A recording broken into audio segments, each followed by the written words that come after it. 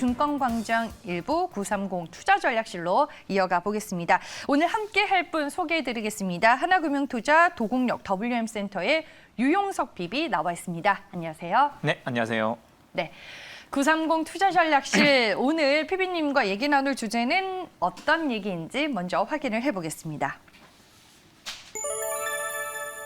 네, 로봇 시장으로 뭉칫돈이 유입이 되고 있다고 합니다. 돈 되는 로봇을 잡아라라는 주제로 오늘은 로봇 관련주에 대해서 저희가 얘기를 좀 들어보도록 하겠습니다.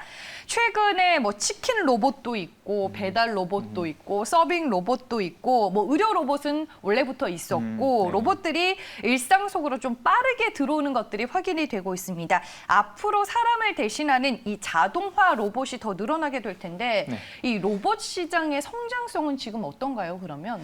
네, 뭐 지금 그 로봇 성장 자체가 굉장히 네. 아무래도 높을 수밖에 없죠. 지금 뭐 로봇 시장은 크게 두 가지로 나눌 수 있을 것 같습니다. 산업 현장에서 쓰이는 그 산업용 로봇 그리고 네. 우리의 일상생활에서 쓰이는 서비스 로봇인데요.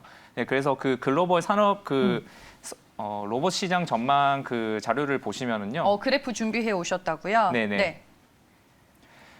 이것은 그 IFR이라고 하는 국제 로봇 연맹에서 전망치를 낸 자료입니다. 그래서 2022년까지 연평균 30%의 성장치를 볼 수 있겠고요. 밑에 진한색이 그 산업용 로봇이고 좀 연한색이 서비스용 로봇인데 산업용 로봇 같은 경우에는 연평균 45%의 그런 어떤 큰 성장세를 보이고 있습니다. 이게 2019년 예상 자료다 보니까 네. 어찌 보면 코로나 이전의 예상치거든요. 근데 코로나가 이제 그 전 세계를 덮치면서 이런 로봇에 대한 수요는 점점 더 빠르게 확산이 되고 있다라고 볼 수 있겠습니다. 기업들 같은 경우에는 인건비 절감이나 아니면 공장의 그 자동 효율화를 위해서 산업용 로봇의 도입을 좀 서두르고 있는 것 같고요.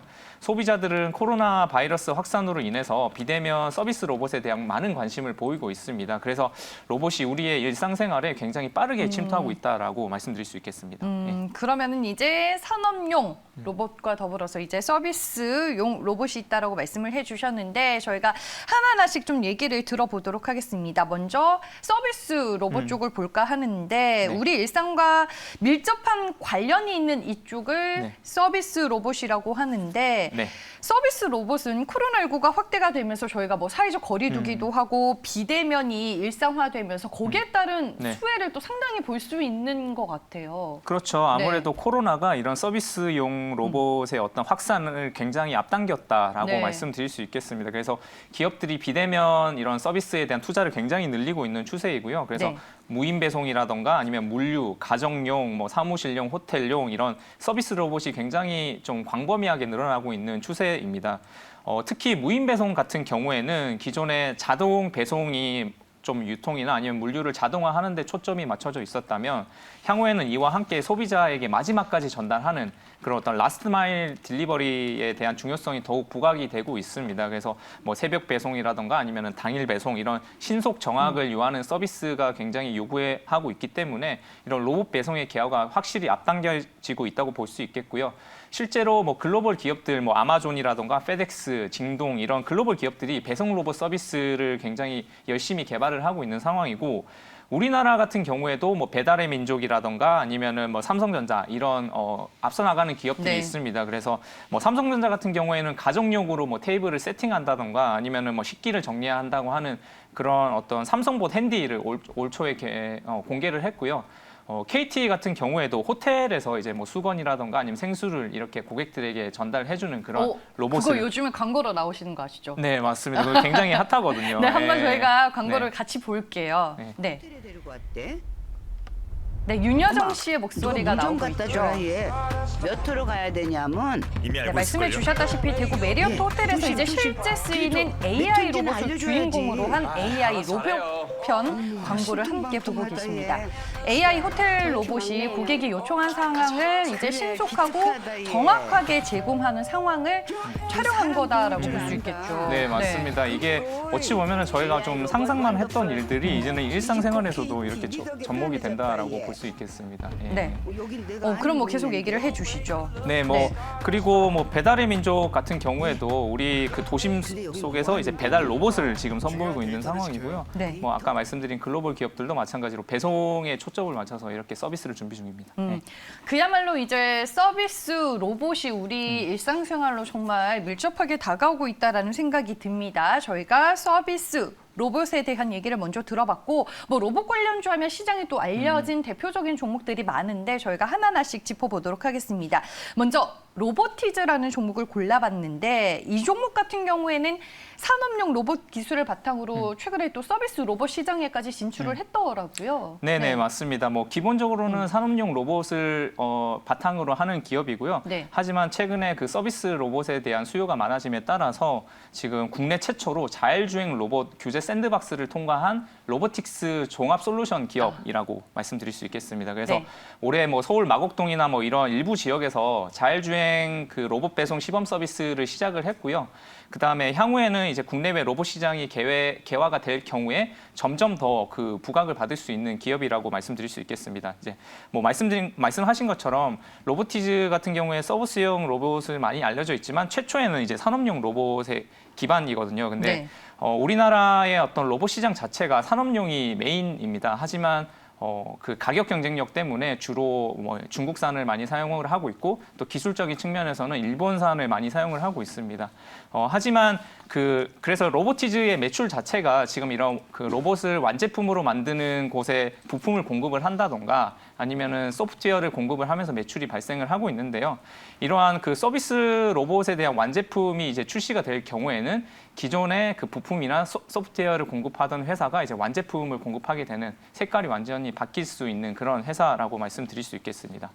그리고 로보티즈의 또 하나 투자 포인트는 바로 국산화입니다. 앞서 말씀드린 것처럼 그 기술력 측면에서는 일본이 굉장히 앞서 나가고 있는데요. 그 로봇에서는 모터의 속도를 이렇게 조절해서 힘을 증대시키는 그 감속기라는 부품이 핵심 부품이라고 말씀드릴 수 있겠습니다. 하지만 우리나라에서 쓰이는 산업용 로봇의 그 감속기는 거의 한 95%가 일본산이거든요. 네. 예, 그래서 저희 한 2, 3년 전에 그 일본 그 소재 부품 장비 수출 규제 여파로 굉장히 우리나라 산업용 로봇 시장도 굉장히 힘들었었는데 그때 이제 그렇기 때문에 이런 로봇에 들어가는 감속기 부품도 국산화가 굉장히 시급한 상황입니다. 그래서 로보티즈 같은 경우에는 자사 그 액추에이터에 감속기를 내재화 적용한 경험이 있고 올해부터는 이제 감속기를 국산화 양산을 준비를 하고 있기 때문에 이러한 그 국산화 부품 그 수혜주로도 조금 부각을 받을 수 있는 포인트가 있을 것 같습니다. 네. 로봇 쪽의 부품도 국산화가 또 상당히 필요한 부분이 있다라고 얘기를 해주셨습니다. 저희가 첫 번째 종목 로보티즈에 대해서 얘기를 나눠보고 있습니다.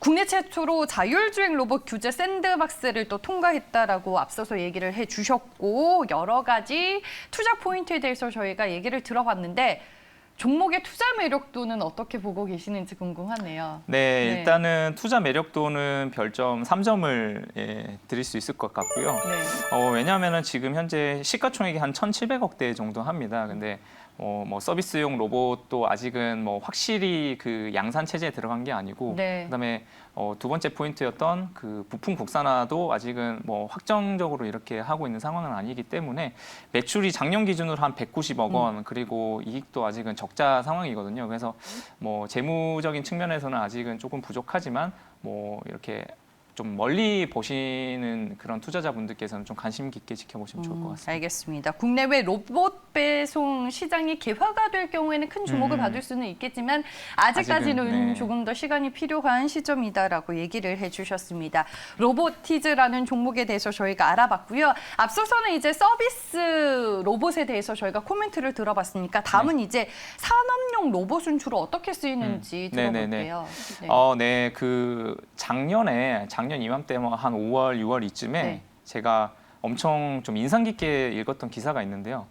그 일본의 구직 시장에서 네. 그 자동화로 쉽게 대체 가능한 단순 일자리 수요가 전년 대비 한 30%가 줄었다.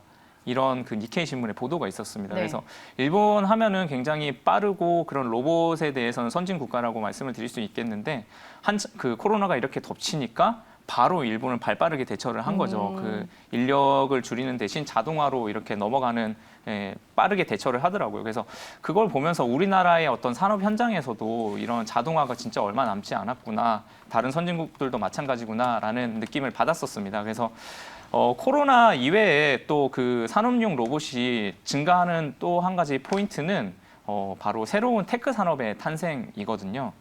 최근에 뭐 전기 자동차라던가 아니면은 뭐 차세대 디스플레이 아니면 뭐 차량용 반도체 이런 거대한 신성장 산업 분야가 계속 새롭게 이렇게 나오고 있는데 그러면 그럴수록 신규 로봇 수요는 굉장히 많아질 수밖에 없습니다. 왜냐하면은 새로운 산업이 생기면은 공장을 전부 새로 지어야 하고 그러면은 날로 높아지는 인건비 부담이라던가 아니면은 효율적인 그 스마트 팩토리 이런 그 효율적인 운영을 위해서는 네. 자동화를 할 수밖에 없기 때문에 이러한 신 공장들에는 산업용 로봇이 자동으로 많이 들어갈 수밖에 없습니다. 그래서 산업용 로봇의 수요는 갈수록 높아질 수밖에 없고 아까 서두에 말씀드린 것처럼 국제 로봇 연맹에 따르면은 산업용 로봇 출하량이 뭐 그 연평균 한 45%는 성장을 한다라고 말씀을 드릴 수 있겠고요.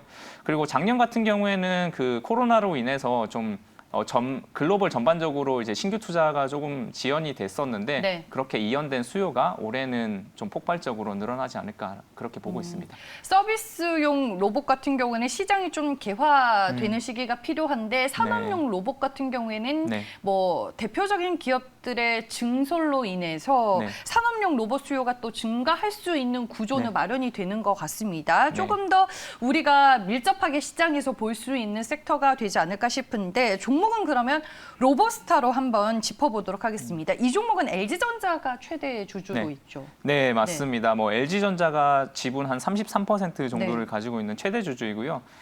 지난 2018년에 유상증자하면서 이렇게 최대 주주로 들어왔습니다. 로보스타 같은 경우에는 그 다양한 산업 현장에서 산업용으로 자동화 네. 로봇을 생산을 하는 기업이고요. 이러한 로봇 매출 비중이 한 70% 정도 되고, 그다음에 뭐 디스플레이나 아니면은 기타 IT 부품에 들어가는 공정 장비가 한 30% 정도 된다고 보실 수 있겠습니다. 그래서 최대 주주가 LG전자이다 보니까 로보스타 전체 매출 중에서 약 한 50% 정도가 LG그룹 향으로 발생을 한다라고 말씀드릴 수 있겠고요. 대부분의 장비주가 그렇듯이 그 산업용 로봇 또한 그런 어떤 전방 산업의 설비 투자 규모에 따라서 실적에 영향을 받을 수밖에 없습니다. 그래서 로보스타를 투자하시는 분들은 LG그룹의 어떤 캐펙스를 좀 확인을 해보시는 것도 방법일 것 같은데요. 네. LG그룹의 여러 계열사들이 요즘에 뭐 워낙 잘 나가잖아요. 뭐 LG화학의 뭐 그 배터리라던가 아니면 LG 디스플레이의 뭐 OLED 그리고 LG 이노텍의 어떤 IT 전장품들 이런 계속 그 잘 나가는 계열사들이 계속해서 공장 증설에 대한 발표를 하고 있기 때문에 그 로보스타 같은 경우에도 이런 수혜를 같이 볼 수 있을 거라고 볼 수 있겠고요. 2018년에 구광모 회장이 취임을 한 후에 지금 LG그룹 같은 경우에는 좀 공격적으로 투자를 하겠다라는 의사를 계속 표현을 하고 있습니다. 그래서 올해부터 이제 좀 계열 분리가 본격적으로 진행이 되고 난 다음에 이제 투자 및 증설에 이제 좀 사용될 그런 자금들을 공격적으로 이렇게 집행을 할 것으로 보이기 때문에 이러한 그 로보스타의 산업용 로봇 수요 또한 네. 지속적으로 증가할 것으로 보입니다. LG그룹 향 매출이 높고 최대 고객사인 LG가 공격적인 증설 계획을 내놓음으로 인해서 산업용 로봇 수요 증가할 수 있는 구조다라고 얘기를 해주셨습니다. 오늘 뭐 전체적으로 로봇 관련주들의 주가 흐름이 또 나쁘지 않은데 네. 로보스타는 별점 몇 점일까요? 네, 로보스타는 별점 4점을 드리도록 하겠습니다. 네. 하나 더 받았네요. 네. 아무래도 LG그룹이라는 든든한 후원? 네, 어쨌든 네. 뒷배가 있기 있기 때문에 네. 로보스타는 좀 안정적으로 성장을 할 수 있는 기업이 아닐까라고 보고 있습니다. 네. 네, 알겠습니다. 그러면 로보스타까지 저희가 대표적인 로봇 관련주들 얘기를 들어봤습니다. 뭐 로봇 관련주 좀 실질적인 기업과 종목은 어떤 것들이 있을지 또 많은 부분들이 산업과 함께 궁금해하실 것 같은데 오늘 유영석 PB가 골라오신 공략주는 네. 로봇 관련주에서 어떤 네. 기업이죠? 네. 제가 우리나라 로봇 관련 기업들 중에서 가장 좋게 보고 있는 기업은 바로 큐렉소입니다. 네. 좀 생소한 종목이기는 해요, 저한테는. 네, 큐렉소 같은 경우에는 뭐 그 수술 로봇을 만드는 기업이고요. 의료용 로봇 쪽인가요? 네, 맞습니다. 뭐 인공 관절이라던가 아니면 뭐 척추 수술 할 때 쓰이는 로봇을 만드는 기업이고요. 네. 글로벌리 그 굉장히 유명한 뭐 그 인투이티브 서지컬 같은 기업이라고 말씀드릴 수 있겠습니다. 우리나라 로봇 그 기업들이 아직은 좀 실적보다는 좀 아직은 꿈을 쫓아가고 있는 그런 상황인데 국내 로봇 관련주 중에서 큐렉소만큼 본격적인 그 생산이 시작이 됐고 그리고 좀 안정적인 이익을 내고 있는 기업은 뭐 거의 없다라고 말씀을 드릴 수 있기 때문에 저는 큐렉소를 가장 긍정적으로 보고 있고요. 네. 로봇을 이용한 수술 시장은 사람이 하는 것보다 두 가지 포인트에서 좀 그 좋은 점이 있어요. 첫 번째는 좀 정확하고 안정성이 높겠죠. 아무래도 로봇이 하는 거다 보니까. 그리고 두 번째는 좀 그 침습이나 절개 이런 것들을 최소화하기 때문에 회복이 굉장히 빠르고 후유증이 적습니다. 네. 예, 그래서 지금 전 세계적으로 이미 의료용 로봇 시장 자체는 굉장히 이미 많이 커 있는 상황이고 빠르게 성장을 하고 있는 상황이고요.